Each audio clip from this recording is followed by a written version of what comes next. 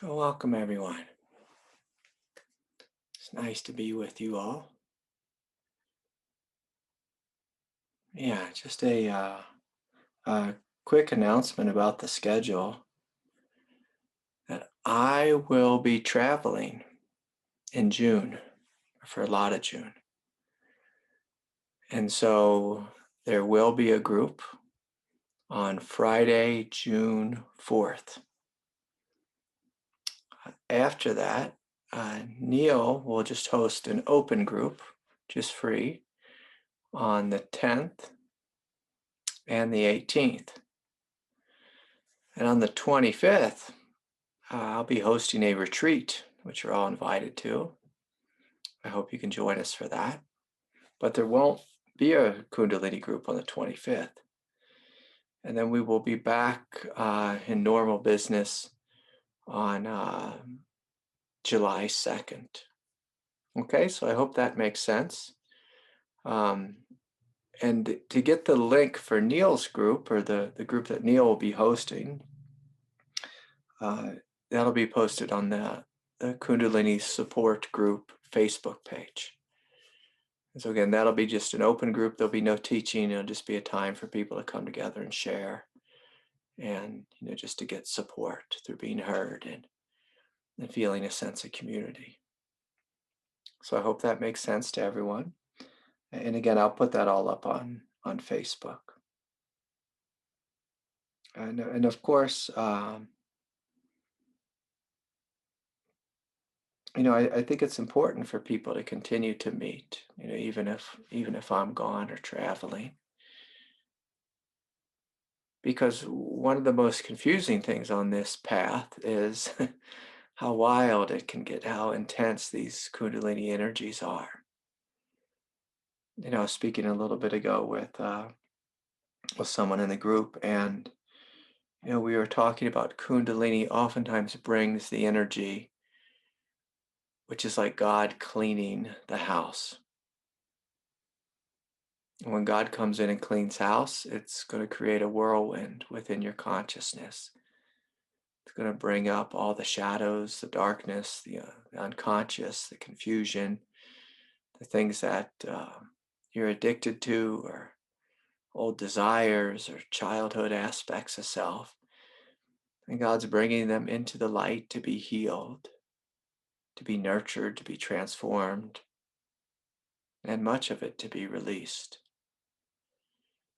And when I used to work for my teacher, we'd have retreats about 5-6 times a year, and I was in charge of getting all the buildings ready.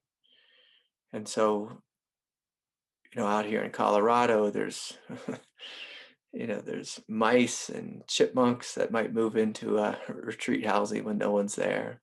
There's spiders. um, there's massive snowfalls. Some days it can snow 4 feet, or in a week it can snow 7 feet, and just like within our own house, what we do spring cleaning, we see, oh my gosh, there's all these cobwebs here. There's all these stacks of papers of things I was supposed to do but never got to. There's this, the broken latch on the gate, and there's, the window that doesn't open, and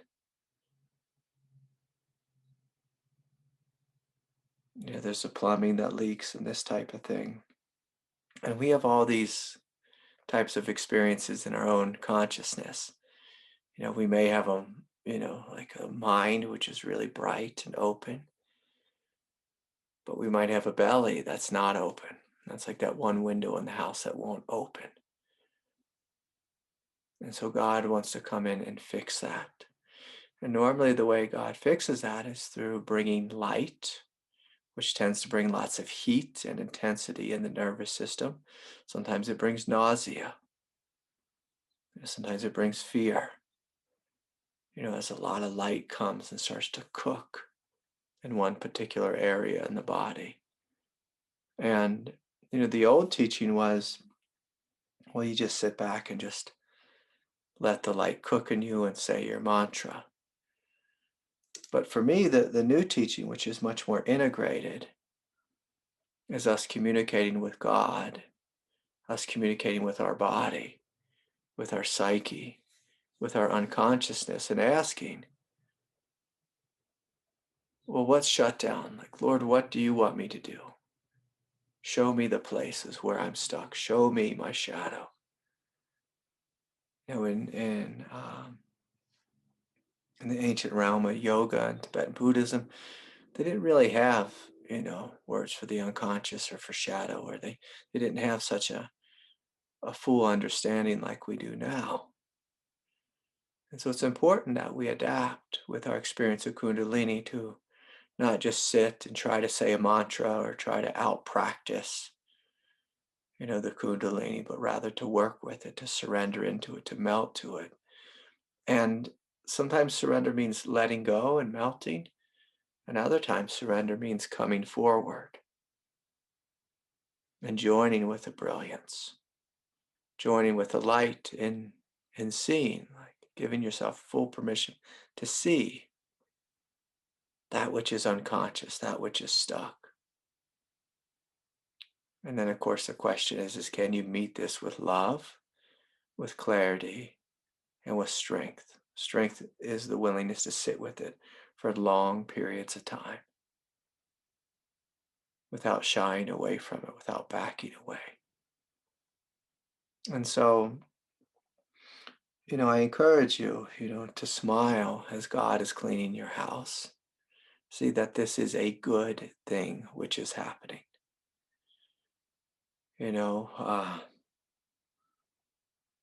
We can resist. Like, I have a little girl at my house and I say, sweetie, we're going to clean up the toys. And she'll just lay down on the floor and she'll pound her hands and just resist as much as possible about picking up the toys. I'm like, my Lord, honey, like we clean up these toys, very quickly and easily. You're just going to spend the next 15 minutes resisting this job. And so when you resist, things take so much longer. So much longer. And when we resist, we expend great egoic effort and we exhaust our spiritual energy. Like when you exhaust the ego, you're also burning up lots of chi, lots of prana. And then spiritually, it's hard to, take that step forward that you need to step forward with. And so it's important to look at, when God says, hey, I want to awaken in you, many people smile and say, oh, that sounds wonderful. I'm going to be taken to the land of the Buddha. But when God says, I need your cooperation, and we first need to clean house, many of us just egoically tense up and resist and say, no, nope, not this house. This is my egoic house, and I'm holding on to all this unconscious junk within me. I'm going to fight with you, God. And, if you try to fight with the most powerful force in the universe, it's not going to end well for you. It's not going to end well. It's going to be a lot of wasted time. Whereas if you surrender and submit and get on the same team with God, things go much quicker, much smoother. And even when you fully cooperate, things can still be quite difficult and quite intense. Like I was a big fan of fully cooperating, and it was still difficult. Still difficult. So I don't want to sugarcoat this and act like if you cooperate, you'll just immediately be taken to the land of the, 10,000 Buddhas or something. Their evolution is painful. Whether you are in full alignment with grace and growth or not, evolution is still painful. Like for most of us, adolescence had a level of pain to it, a level of awkwardness. But those who embrace their adolescence and just went with it, just be like, all right, I'm just going to be a silly, whatever, tween, preteen kid growing into adulthood, and I'm just going to let myself be who I am. Then it's easier. Still painful, but easier than if you resist it. Say, I hate this. I wish I was an adult or whatever. teenage kids do. And so can we cooperate? When you cooperate, you suffer less. When you resist, you suffer more. And, for many of us, when God comes and cleans house, again, we discover things that were buried within us. We discover things that are out of balance. Someone sent me a question right before the group, like, Craig, does Kundalini mess with your hormones? And, it's not that Kundalini messes with your hormones, but Kundalinis will bring up any imbalance that's within the system. And it might aggravate it temporarily. For the sole sake of it, Kundalini has this agenda to bring that which is imbalanced, out of balance, bring that which is in darkness into the light to be healed. And so Kundalini is not going to give you adrenal fatigue. It's not going to do that.